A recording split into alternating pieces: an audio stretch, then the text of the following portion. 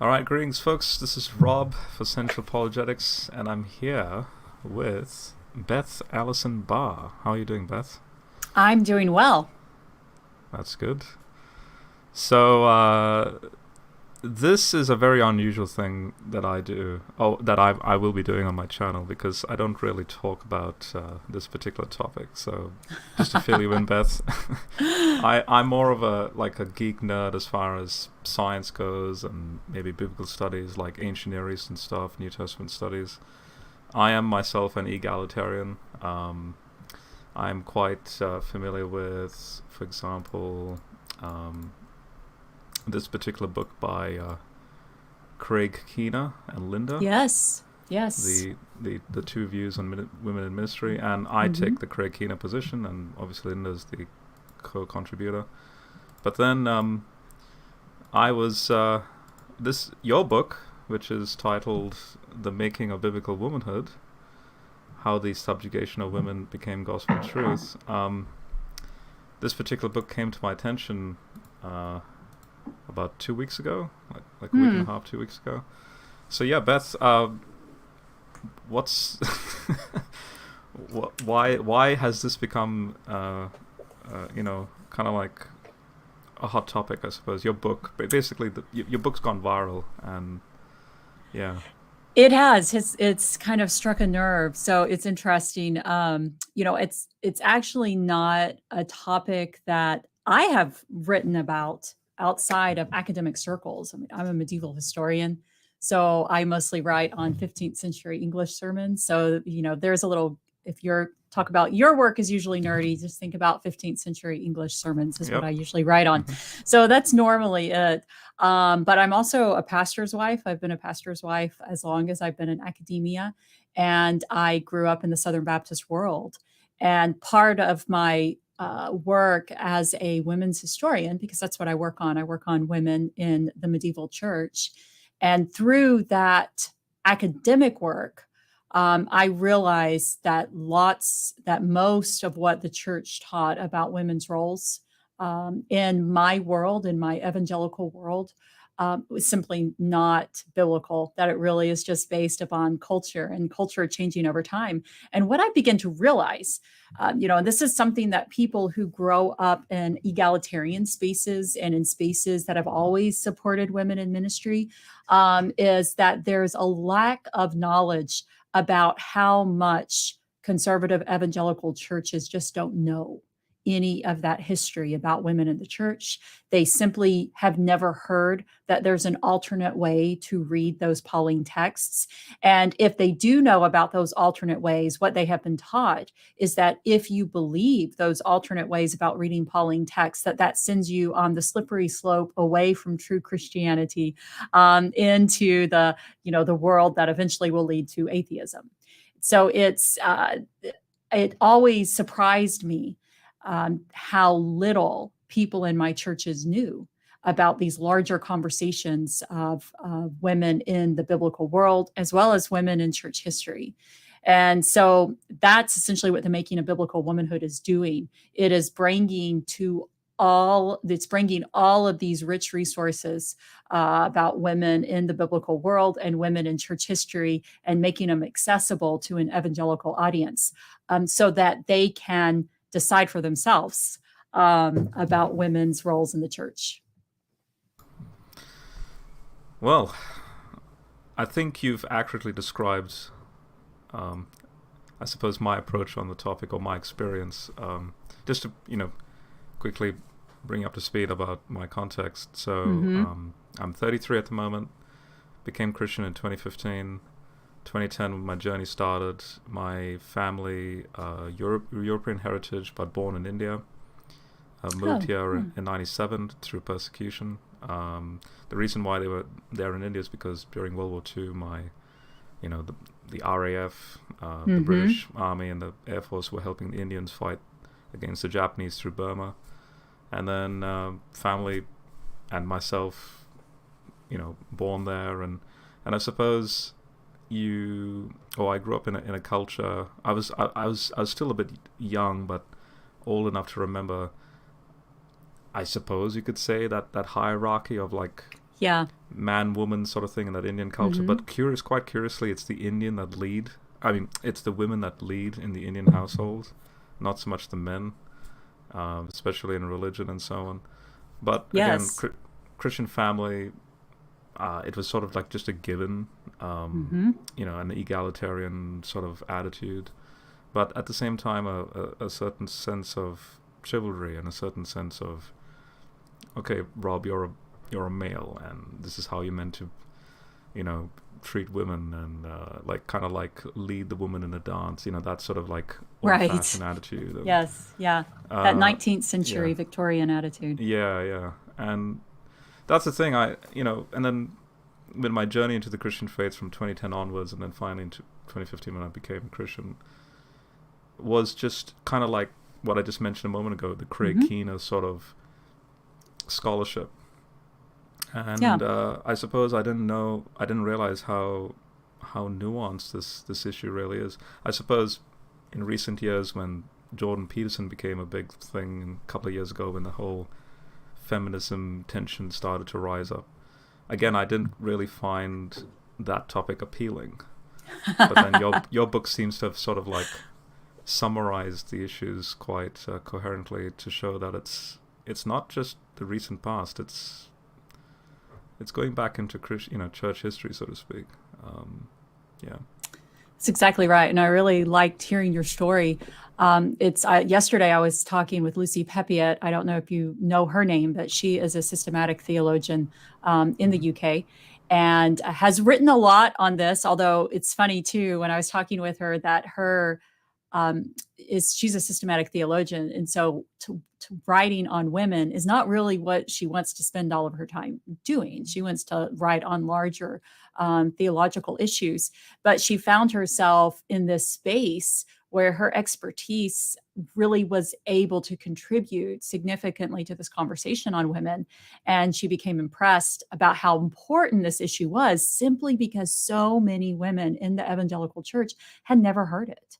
And that's what's so, what even I grew up in a pretty intellectual household, and college and graduate school was something that was almost sort of a given that we would go on. And even that, it wasn't until I entered graduate school that I really began to understand this deep conversation on women in the church and how much more expansive it was than what I had been taught, which is that simply God's ordained role for women was to follow the leadership of men. And so I think my book has hit a nerve because women who grew up like me, never questioning the system, suddenly are realizing that they can be faithful Christians and not adhere to male headship.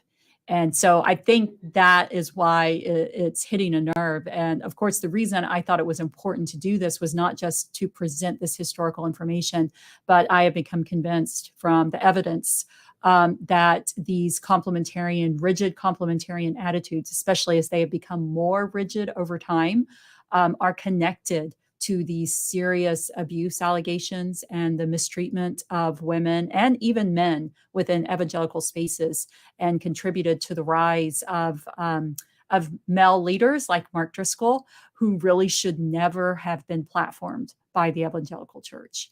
And so I'm convinced that this emphasis on patriarchy is enabling these types of abuses within the church, as well as Right. Right. contributing to the continuation of racism. So racism and patriarchy are inseparable. Yeah. And you, you see even these terms like patriarchy, racism.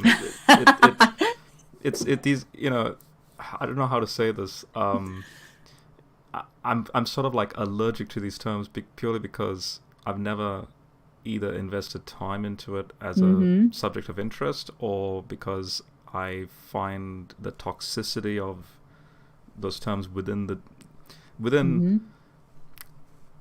interactions that are toxic, whether online or culturally. And I suppose it's also maybe an American thing because I'm in Australia. Um, Yeah. like, and yeah, it's just so unfortunate that, but it's not unfortunate in the sense. as Christians, we need to engage literally every permutation of whatever the culture might bring up, depending on the era. But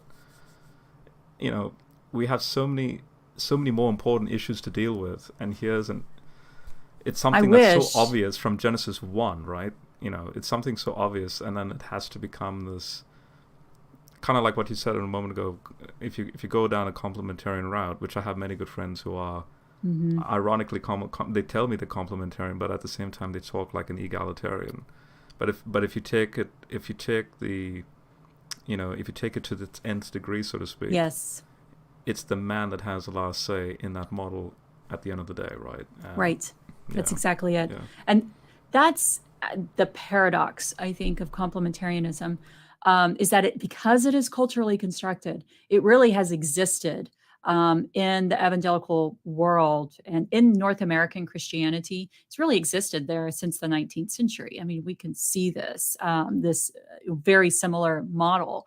But what has happened to it is that it has, in the latter half of the 20th century, it became more entrenched and more rigid. And there even began to be a lot of complementarian pastors who began to recognize, Russell Moore is one of these, who began to recognize that most households didn't function as complementarian. They functioned as egalitarian species because, when you get human beings who really do love and respect each other, mostly they have egalitarian relationships because that's how we relate. I mean, that's how you have to get along, to work together. We have to understand that we are all equally, we're all equally human. And so Russell Moore actually wrote a pretty famous article in 2006 where he complained about the fact that complementarianism wasn't rigid enough because too many people were living like egalitarians. And that if we really wanted to have a godly model, we had to enforce this rigid gender hierarchy even more. And by 2010, we see a significant increase in this rigid gender hierarchy, which began to become much more commonplace. And we began to see much greater attention put on trying to teach men how to be leaders in their home, and to make sure that women were fulfilling this subordinate role. And I totally agree with you. I mean, when we look at the big picture of things, I mean, this issue is not something we should have to spend this much time on. In fact, that's the bottom line of my book, is just let people do what God has called them to do. Stop trying to limit. And we've wasted so much time and we have hurt so many people on an issue that has nothing to do with the gospel. Yeah, I suppose my very brief, brief in the sense start and finish, like, this is an interesting point of view, and that's all I need to know moving forward, was when Dan Brown released his Da Vinci Code. And by the way, it's not that I read it back in the early 2000s when it came out, but rather when my journey started, I started to come across these sensationalist literature. And then when I would pick up scholars that have interacted with that text, how Dan Brown would go out of his way to showcase that women were under subjugation, they couldn't be taught, and so on. And that naturally trajected me down into things like Junior, and how that name in the feminine form occurs practically everywhere, and there's zero male occurrences of that name. The masculine occurrence, and then you have other women in the New Testament as considered to be in a leadership role apart from Junior. Like, they can teach, they can expound the scripture just as much as Paul expounded the same Greek terminologies. Curiously, ancient Near Eastern scholarship brings out, like when the King James mentions that Eve is to be a helpmeet or something for Adam. But really, how it should be rendered is a strength corresponding to him, and then, elsewhere in the Old Testament, that same Hebrew term will mean a military ally, because Yahweh's given the same titles, and so like that. You see, after I after I saw what the biblical scholarship establishes, it is a sad truth that you can just very easily just go, okay, that's all I need to know, put that on the shelf, move forward. But then, as you're pointing out, culturally there are people that, they just, I suppose they're just born into it, and they just have to live their lives with, Well, and there's 16.7 million people in the SBC, in the Southern Baptist Convention, and Lifeway, which is the publishing arm of the Southern Baptist Convention, has controlled the literature that is sent to those churches, and that literature pushes a complementarian agenda, and has been really since the 80s and 90s. And so that is what this Christians growing up since the 80s and 90s in these more conservative spaces, this is all they have been taught. We also have a strain of anti-intellectualism. Just think about, I don't know if you've ever watched them. I watched the first one and decided I could not do anymore, but the God's Not Dead movies, if they I have zero knowledge of any or experience of any of that stuff. That's very refreshing. I'm aware of it, but I haven't watched any of that stuff. It's probably better. It's a very anti-intellectual strain that academics, that college, etc., that education is going to turn you against God and make you lose your faith. So you don't need to listen to scholarship, because those people are just trying to destroy your faith.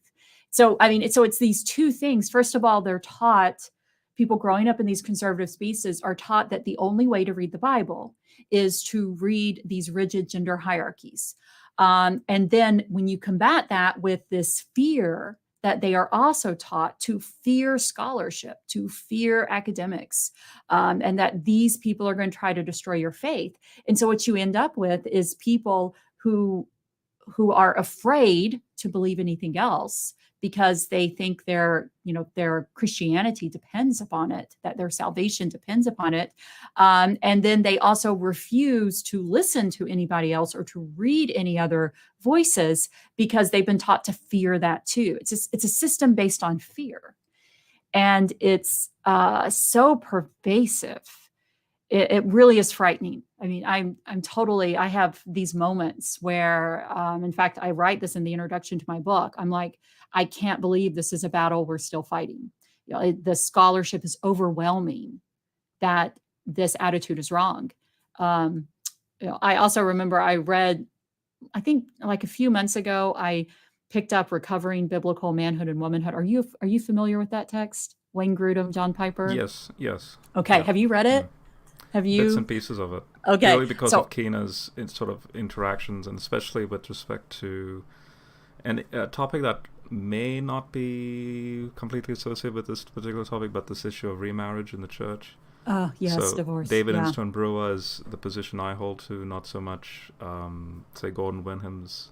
Even though Gordon Wenham, excellent scholar, especially with respect to Genesis, he would argue for things like an egalitarian view of, say, Eve and Adam, but again, that's an issue with respect to marriage and divorce, but yeah, Wayne Grudem, in that sense, that's how I know about that particular work through that topic. Yeah. Well, I picked it up and read the history article in it for the first time. That's on women in, sort of like tracing through the history of women in the church. The goal of the article was to emphasize that none of the roles that women ever had were actually comparable to that of men, and that they were always under the authority of men.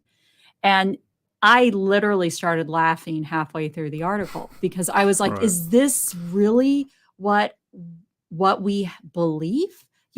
People don't recognize how shoddy the scholarship is here. And it really was. It was just this moment where I was like, I cannot believe that women have been paralyzed by scholarship like this. And I got in a lot of trouble for saying that, because I tweeted it, and apparently, anyway, it got me in a lot of trouble with some very conservative folk who actually were behind that part of Recovering Biblical Manhood and Womanhood. But nonetheless, it was the honest truth as an academic scholar reading that and thinking, I cannot believe the church has fallen for this. By the way, you sound really well versed in all of this, so I just want to applaud you for having read so much. I I appreciate it. mostly, Yeah. yeah, I mean, I'll tell you, I actually mostly avoided reading texts like this because I'm a medieval scholar. And I was sort of like you, where I was like, I don't really want to fight this battle because it shouldn't really be a battle. And so it wasn't until the early 2000s that I really began to try to figure out why the church was so entrenched in this issue. And I began reading all of these. That's when I started reading Wayne Grudem and John Piper. And so it was something that I hadn't known until really then when I started reading what they were actually saying. So, Interesting. Um, I don't know if this is connected to your book, but you're mentioning yourself as mhm. a medieval scholar, and is there a way to your particular scholarship in that field and your academia in that field, like, is there any relevance to say anything we can gain from that era, so to speak? Oh, yes. Yeah, Some wisdom and exactly. insights. Yeah.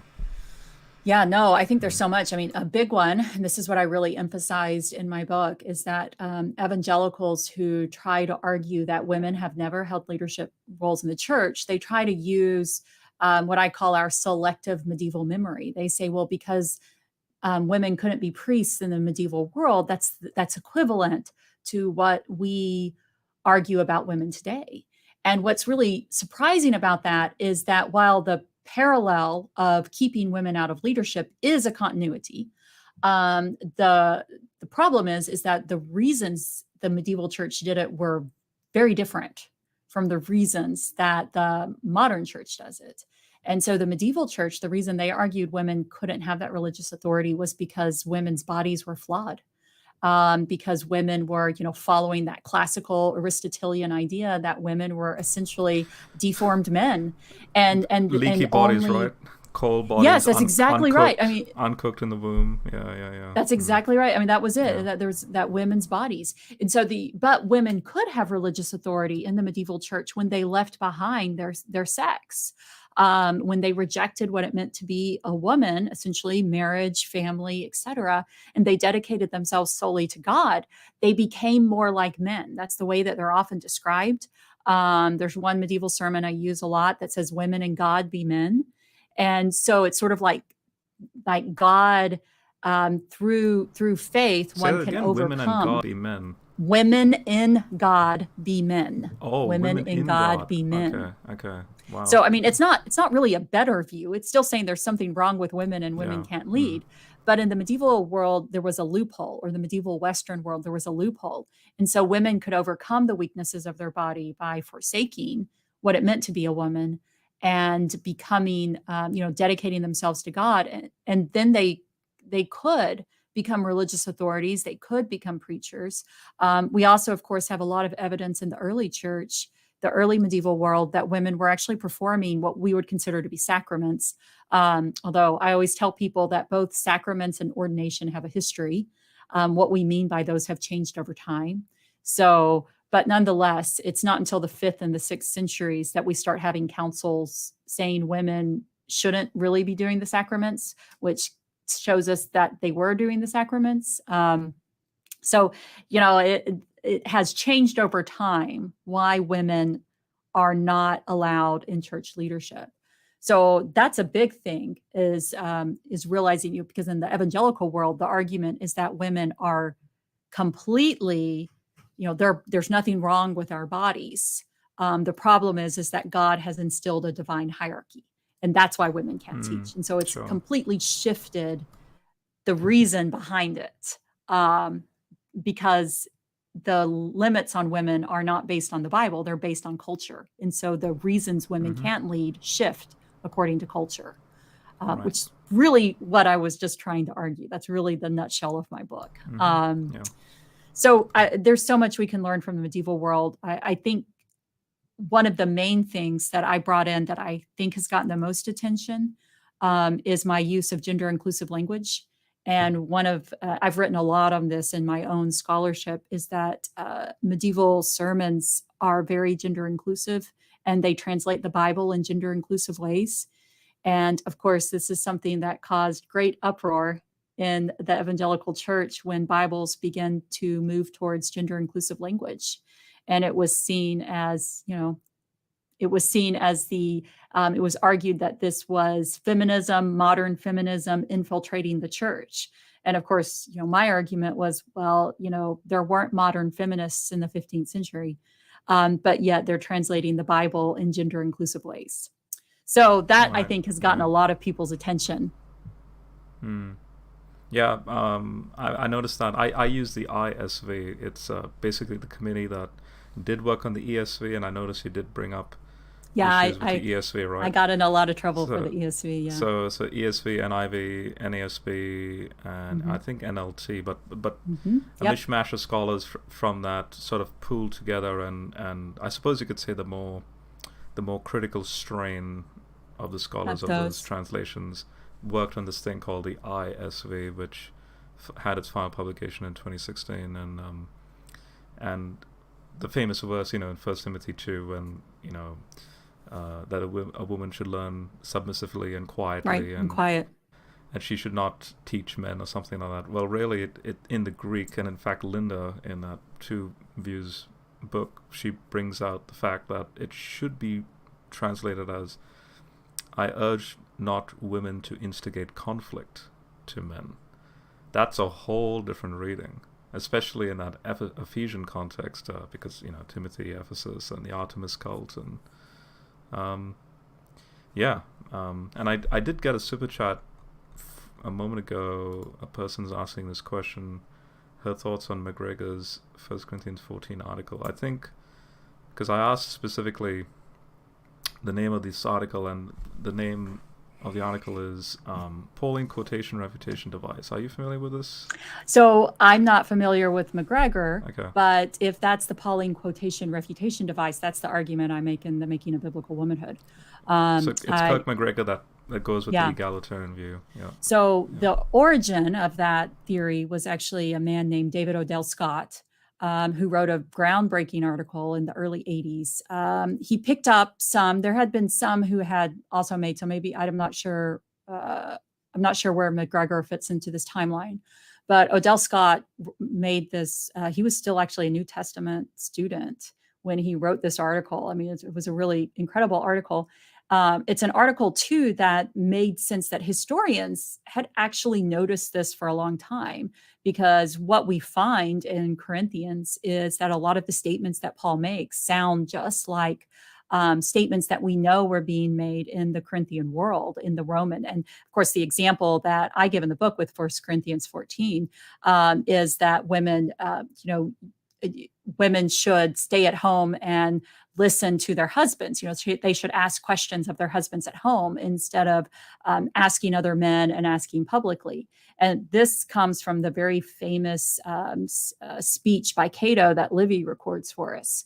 And it's not word for word, but it is a really clear echo. And we also know that these same words we find crop up in other Roman laws and texts, where they admonish women for not staying home and asking their husbands privately. They're not supposed to be asking out in public.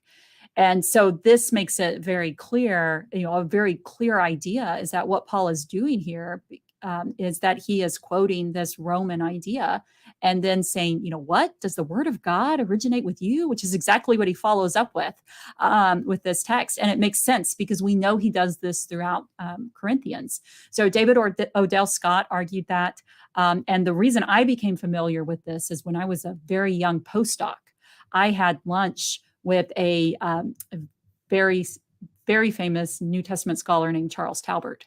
And Charles Talbert, one day, just over lunch conversation, told me about this article based upon something that I had said about the similarity. And that led me to start investigating this theory, which is to me as a historian, just makes so much sense. I mean, it clearly seems to be what Paul is doing.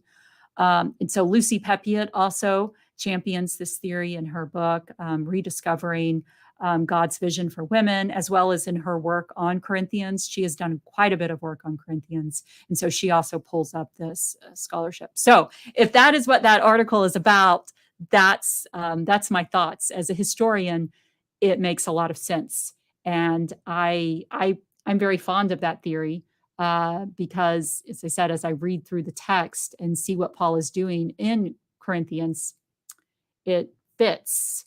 It also fits because one of the problems with reading Paul as not allowing women to speak in public is that Paul does allow women to speak in public. He does allow them to teach. I mean, the irony, right? It's not, if you think about letting scripture interpret scripture, then how do you take Romans 16 and apply it to, if you're reading 1 Corinthians 14 as saying that women should be silent? So it's inconsistent. And my argument, as well as many scholars, is that Paul's not being inconsistent. We've made Paul inconsistent. Fantastic. And just to confirm to you, so McGregor wrote that in 2018. Okay. And Kirk McGregor is a fantastic theologian. He's a Molinist. Even that, but here's another thing. I'm not one for titles or labels. I think various theological positions has its strengths and weaknesses, but in his case, he's a Molinist, and basically he was. I mean, the paper you're referring to, Odell Scott's paper, that was published in 1983. Yep. And the title of the paper is "Let the Women Speak in Church: An Egalitarian Interpretation of 1 Corinthians 14." Mm-hmm. And all McGregor's doing is, there's actually, and this is something you're basically pointing out, there's a lot that's been written since then. Yes. In a positive direction, and someone like, again, Keener is a good. I suppose here's the interesting thing. Keener's well respected and actually utilized by a lot of evangelicals for the sake of apologetic purposes, and yet, how interesting, he's one of the champion speakers as far as egalitarian conversation goes, but not in the sense that he makes a stink about it. Like, he's just one of those. This is not meant to be a big issue. You see, that's where he's coming from. But yeah, no, that's a cool answer. Yeah. It shouldn't be a big issue. It really shouldn't. It's just that we have made it a big issue. And so anyway, but I'm with you on that. I so wish I never had to write my book. What's your thoughts on, well, actually, there's two questions that's just come up. Have you touched on, say, the head covering issue in your book? I don't touch. So no? Here was my philosophy. And, of course, I write from the ancient Mesopotamia all the way through the modern, really, through what's going on now. So I had to make a lot of choices about what I covered in my book. I'm also not a New Testament scholar. I'm a medieval historian. So the way that I chose what to talk about in my Paul chapter were based upon what I teach. So I sort of was following the things that came up specifically in my lectures and conversations on women in the church. So one of those was the 1 Corinthians 14 passage, because it aligned with us talking about changes for women in the Roman world. It fit very naturally with that. And then the other one that I talk about, although I actually don't talk about it in the ancient world, but it's Ephesians 5. And I talk about Ephesians 5 when I talk about the KJV. Talk about it when I talk about how the English Bible translations changed women's position in the church, because with the KJV, what we get is not only a very accessible version of the Bible, but we get an accessible version of the Bible that's translated completely by men. They're good scholars, but it's done completely by men who were working under very strict instructions from King James, who wanted a Bible that did not incite rebellion against royal authority. He was anti the Geneva Bible, and so that was what he was doing with the KJV. But this is also a time when the English language is becoming increasingly androcentric. So this is where we see, man being used to encompass humanity and not being separate words for men and women. And so we see this great emphasis on androcentrism. And this impacts how they translate the Bible. This is where we start seeing those Greek words that could be gender inclusive, that were often used, brothers and sisters begin to be translated only as brothers. So this is when we start to see that really seep into Bible translations, was with the 16th century, this great explosion in English Bible translations. We also see changing marriage laws. And so, from an early modern historian standpoint, we talk about the hardening of marriage laws for women. And so this is where we begin, there's a great deal of emphasis put on that marriage has to be, it has to be ratified within the church. It has to have witnesses, all of these things, because, in the medieval world, they encouraged you to have witnesses, but clandestine marriages were legal. I see. Yeah. And so, we see this big push in the early modern world. So we also begin to see an emphasis on these marriage passages in the Bible is what the argument is. And one of the things that we begin to see happening with Ephesians 5 is we begin to see there being emphasis put on male headship in that passage. And we also begin to see a separation between the verses that say, submit to one another as to the Lord, and then wives submit to your husbands. And that is not a textual separation. There is a space in some of the early manuscripts between Ephesians 5:21 and Ephesians 5:22, but that doesn't say that it's a separate thought. In fact, we know that it is still all one thought, that Ephesians 5:21 is to encompass, this is how we are to live. We all submit one to another. And then, of course, we have the household codes, which I argue in my Paul chapter are really quite different from the household codes of the Greco-Roman world, which are written by men, for men, to men, whereas the household codes in the New Testament are written to men, women, and children and slaves all together in one room, which by itself is very revolutionary because men, women, and children and slaves, it all together receiving this information together means that it's removing that male headship of the man supposed to be bringing all of this information to everybody underneath him, which is the way that the Greco-Roman household codes are written. And so this is all what Paul is doing with these is very different from the Greco-Roman world. But when we move to the modern English Bible translations, we begin to see this emphasis, this male headship emphasis, begin to be reinserted into these texts.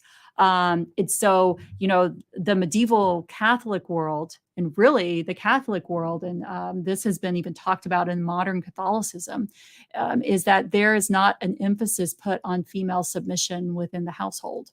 Men and women are often seen, the submission is all Christians called to that. And while they do limit women in the priesthood, they don't emphasize male headship in the home. This is a really modern Protestant thing to do. And it is tied to these changing marriage laws that are tied to these modern English Bible translations that begin to separate and emphasize male headship within these verses. So then, of course, the ESV is very classic about this because it not only separates those two verses, but it actually makes them completely separate sections. And so it puts Ephesians 5:21 at the end of one section, and then wives submit to your husband at the beginning of this next section. And so it completely changes the emphasis of those passages. And that is not an emphasis that you would have found in the first century. Is that a little bit helpful? That is fantastic. I think you're in for a little bit of a treat because and what I'm going to quickly share here, and because we have like 20 minutes left, but this is my study notes that I wrote for my local church group. We actually went through Ephesians. Oh, this is fantastic. And these are, this is my first attempt back in 2016, 2017-ish. Mm-hmm. I need to upgrade this. The formatting needs to be yeah. Like This is one of my Still, first this is attempts. amazing. These are your study notes for your church? Yeah, that I typed up, and I have, because I'm a big fan of the patristic writings. Yes. I emphasize, like, I mean, I could quote modern scholars, but I also want to showcase what were early Christians thinking as well. Mm-hmm. So, for Yep. example, Gregory, Bishop of Nyssa, Mm-hmm. I won't read the quotes extensively, but what I'll point out is something like, um, the one who's made in the image of God has a task of becoming who he is, right? And then he goes straight into the male and female aspect, and he's like, look, Right. yes, there's a division sexually, but then at the same time, it's interesting that both male and female, so he says that the Right. creation of our nature must in some way have been double, that is, which renders us like God, but also Yes. establishes division of the sexes. And then he goes, there's a great and lofty doctrine, and the doctrine is this: while two natures, divine and incorporeal nature, so Mm-hmm. this is typical patristic way, or in that period they would talk about, animalistic sort of our Yes. fleshy nature, right, as irrational life of brutes, are separated from each other as extremes. So you have the human nature as the mean between them. So you have the rational, intelligent element, and I just love this next bit. He's like, which does not admit the Mm-hmm. distinction of male and female. So there is physically what we would call male and female, Right. but at the intellectual level, the rational intelligent element, there's no so-called hierarchy or distinction. You're both Yes. equal in that sense. And even down here you have someone like let's see, Ambrosiaster Mm-hmm. in the 4th century. He says, this is a little bit of a sarcastic note, there is a crucial difference, however, between Christ and the church as opposed to man and woman. The essential difference is that the woman is of the same nature as the man. Yes. The church, on the other hand, can participate in Christ in name, but not in nature. Mm-hmm. because Yeah. we're not ontologically on the same level as God, per se. But, That is yeah. No, I love that. And that is exactly right. I mean, these are the type of arguments that that modern Christians just really don't know, or the parts that they do know of these arguments are very just snippets that have been pulled out, mostly to support modern theology instead of letting them, I mean, the 4th century world was very different than the 21st century world. And so the theology that informs the culture that informs the theology of the 4th century is not the same as what we have today. And so I think that's one of the significant problems that we have in the church. I blame some of it on the rise of proof texting, which is something, a new game that emerged in the early modern world when we have all of these translated versions of the Bible, where they begin pulling out pieces of the Bible, separating them from their context, and then using them to support modern cultural ideas. And this is exactly what we do, like with early church fathers and even early church mothers. And it's one of the things that we do too, where we try to make these early church roles on what, if we look in the New Testament, the only church roles that we really see people doing and talking about are these, the role of apostle, the role of deacon, the role of teacher, if you really think about it. And somehow we say things all the time like, well, the Bible says there can only be male pastors. I'm like, that Yeah, doesn't yeah, even yeah. correlate. There is Yeah. no correlation to a modern pastor to what we find going on in the early church. Right. So yeah, I love your study notes. That's amazing. Oh, I'll send them. Yes, Like I afterwards, would. I'll send you the PDFs. Yeah. Yeah. Yeah. Have you I mean, published them or? well, I keep it sort of within the community. Like currently, I'm going through Mark, and Mark is much more. In fact, what I'll do is I'll quickly bring up the Mark one right now, Yeah. where you'll see it's much more better organized. But I decided to. No, to you keep, have me impressed here. I won't show you my study notes for teaching through Acts, which is what I'm doing right now. right. But I'm actually, in fact, remember when I told you that I'm familiar with the porous nature of women Yes, yeah. in Greco-Roman. So like the the four humors, and because Yep. this is in the context of Mark, where you have the woman with the issue of bleeding, Mm-hmm. and how so for example, Candida Moss, I think, did a brilliant job showcasing that if Mark is written to a Greco-Roman audience, the Greco-Roman audience would find it quite weird that here you have Jesus as this the masculine image. It's his, because the male body is very hard, rigid. It can't be penetrated, and Mark's polemic is to say, hey, there's a deity inside that's able to showcase how porous even the male body actually is, and power flows. And then, exactly, the flipping on the head that, look, what you consider to be a weak, porous female body is able to retain the divine energy that's able to flow through and heal her. And so you had Candida Moss bringing that up, and even Brittany Wilson showcasing how, for example, she says Jesus' body is not static, but porous and constantly in flux. And then in this sense, it upsets the polarity of the human and divine as well as male, female. And I think you'd like medieval theology. Really? It emphasizes this a lot. Yes. I mean, this is one of the things that I often talk about with, like, we clearly see in medieval texts this emphasis on how women connect with Jesus in ways that men do not and that men cannot. And part of this is this emphasis on women's faith, which is clearly posited with Jesus. And it's the same. It is this faith that flows between Jesus and women. And one of the things, I mean, it was reading medieval sermons for the first time that I begin to realize that every time Jesus says you are of great faith or something akin to that, he's talking to a woman, or he's talking to somebody like, the Roman centurion, or someone who's not significant. He never says that to any of the leaders, any of the male leaders, or any of the apostles. They're always told, except for Peter. I guess you can kind of maybe do that a little bit, where Peter recognizes him. But everyone else, it's women. I mean, he tells women they are of great faith many times. Exactly. And it's very significant. And I think, that what you pulled up with Mark there with the woman, with the flow, one of the manuscripts that I work on and that I quote in the Making of Biblical Womanhood is this really amazing sermon collection. And one of the things that it does, it has this one sermon that's talking about faith.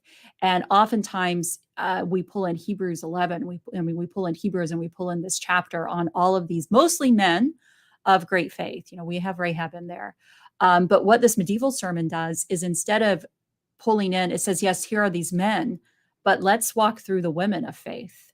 And the women of faith that it pulls in, the woman of Canaan and the woman with the flow, who in medieval theology was, her name was Marseille. And she was actually Martha's servant. So Mary and Martha, Bethany, Marseille that's who she is. She has a name. In medieval texts.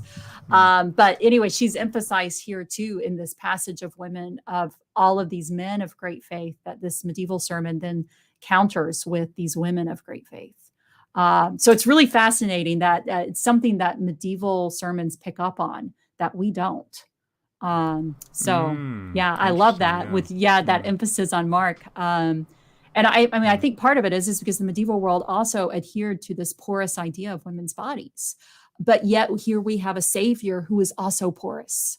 And so we see a lot of emphasis in medieval spirituality on this porous body of Christ, that, the wounds of Christ, that blood oozes from, and from that blood flow, like a woman's blood flow, is salvation. And immediately I'm thinking of Ben-Hur. Yes. That very peculiar imagery. I mean, I'm talking the Charleston Heston Ben-Hur. Yes, I know what you're. Yeah, not the new one. Yes. But the leprosy that's cured. Mm-hmm. I mean, some sort of wonder if the blood was flowing into that cave or something. But regardless, it's just that very interesting imagery of the focus of Ben-Hur's family. They get cured, and then obviously Ben-Hur doesn't find him, but until much later. In other words, he has his own little conversion, and then there's that reconciliation that's sort of like equal, but at the same time, they had the unique sort of like equal perspective on the lessons to be learned, so to speak. Especially for the audience. Yeah. Yeah. No, that's it. I mean, it is. We miss these these emphases that the medieval church got, because of course it is much closer in time to the ancient world, even though it's still, moving farther and farther away. But it shares this understanding of bodies that is much more similar to the Greco-Roman world than our world, because we live in a world where everything is bifurcated. Everything is, and they're very, very different. Where women's bodies are not only different from men, but that women's brains are different than men. And that this is something that comes out of the Enlightenment, this rationality. We even think about like hysteria, this emphasis on women being less mentally stable than men. And it had to do with the fact that they believed that women's bodies weren't fixed on the inside, that women's uterus floats around inside their bodies. Yeah, the wandering womb. The wandering womb. And it's, that's what that's what hysterical is from. It's actually it's not a very nice word to use towards women, because it emphasizes that they are mentally unstable because their bodies there's something wrong with their bodies that enables their womb to wander. And the only cure for the wandering womb is to be in a married relationship where the womb is settled by sex and childbearing. Constant, I hate to be graphic, but constant, filling it. I don't know how to... That's it. Yeah. That to maintain her womanness or something, because I've read those. I think it's either in Galen or Aristotle that they would say if she doesn't have enough sex, she becomes masculinized or something, and it's just ridiculous. Like it is, and it was picked up by the Enlightenment era, and it became crystallized. In the 19th century. What's funny about it is that was preserved in thinking about women's bodies, but we even like with Rousseau in the 17th century, if you've read his text, Emile, this idea that women's bodies are so different from men that it affects their brains. Their brains are different, and women are only made to be in subservient roles and childbearing because that's all we can handle. And it's amazing that has infiltrated the modern church. Yeah. In the last 8 minutes, are you familiar time went fast. I wasn't even looking. This has been fun. Because I want to respect the schedule here. And are you familiar with Joyce E. Salisbury? I don't think so. But tell me what it's about, and maybe I can... Well, it says here, American historian. She's Professor Emerita of Humanistic Studies at the University of Wisconsin. Madison? Wisconsin Green Bay. Oh, Wisconsin Green Bay, okay. Rutgers University, and she's written on the history of Spain. But specifically, the reason why I bring her up is I'm subscribed to the Great Courses. Oh, yeah. And there was a thing she published in 2019 called Warriors, Queens, and Intellectuals, 36 Great Women Before 1400. I don't know if you're familiar with her work on that. Or no, I'm familiar with women and queens and before the 14th century. I'm not sure if I'm specifically familiar with her. I might have, I'm a British historian, but is her argument just simply pointing out how we have these significant rulers? That we have these significant female leaders in the medieval world. It's true. It was always harder for women to be leaders. But my women's history classes, we talk a lot about the medieval queens that really wield surprising amounts of power, and even these widows. Once a woman becomes widowed in the medieval world, that is probably a state that outside of the church that they are able to wield the most authority, and so a lot of these queens or women who husbands die and they're able to control the throne. What's interesting, we think about Elizabeth as being one of the most significant, and even Isabel of Spain, we think about them as being these really powerful queens. But at the same time, the limits that are on them are in some ways new limits, these new sort of restrictions that are on them that we don't see quite so much in the earlier medieval world. Right. So anyway. Yeah.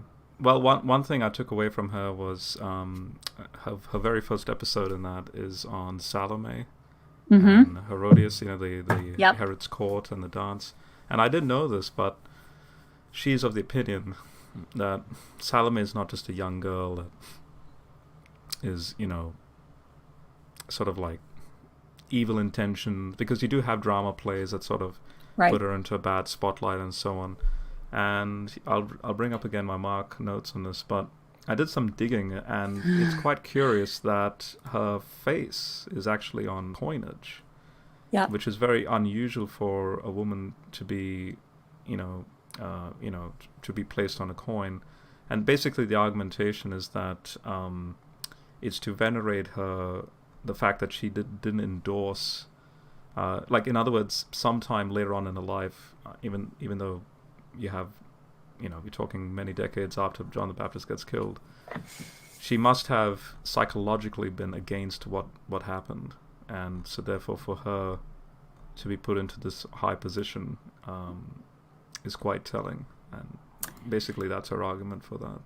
Yeah. No, Yeah. that's I'm not familiar with that argument about Salome, but I know the image of Salome changes across Mm. the medieval era. I had one of my grad students that her dissertation, one of her chapters focused on the changing role of Salome and how Salome becomes increasingly sexualized and increasingly Exactly. associated. Her Mm. body becomes increasingly associated with evil and over time, but it didn't start out that way. So that's what, these changing perceptions about women. I think my final question for you would be: Did you have you tackled, and this is something my opa would tell me, especially coming out of World War II, that um, I mean he told me this back in like 08, 09, that say by the time you reach the 60s you have this so-called, maybe it's an American thing, but like an American sort of like kind of like the equivalent of the Greco-Roman household code. Mm-hmm. So in the 60s, this is the family unit. Right. And The nuclear household. yeah, but do you think that there was a certain sense of toxicity in that because it's putting a woman in that? I mean, are you for or against, or Yes. is there a little bit of nuance Well, there? I Or mean, it's there's always nuance. There's always yeah, nuance. But yeah, my this semester, I actually just taught a graduate seminar on women's history and theory, and we read not only feminist theory, but we read a lot of womanist theory too, which is really fantastic. I don't know if you've read much womanist theory, but it's really changes your understanding. And one of the articles that we read was interesting, and it was a woman who was in the I'm trying oh I can't remember where she was from. She was speaking from Southeast Asia, and she was talking about that as her family had moved to the U.S. And not just her family, but her culture had become part of the U.S. One of the things that had happened is that they had moved from these multi-generational households to these single family units. And she was talking about the impact that that had on women's status and women's ability to move beyond simply being the caretaker of the home, because when in these single family units women are separated from the other women in their families who share child caring duties, think about mothers, I mean grandmothers, etc.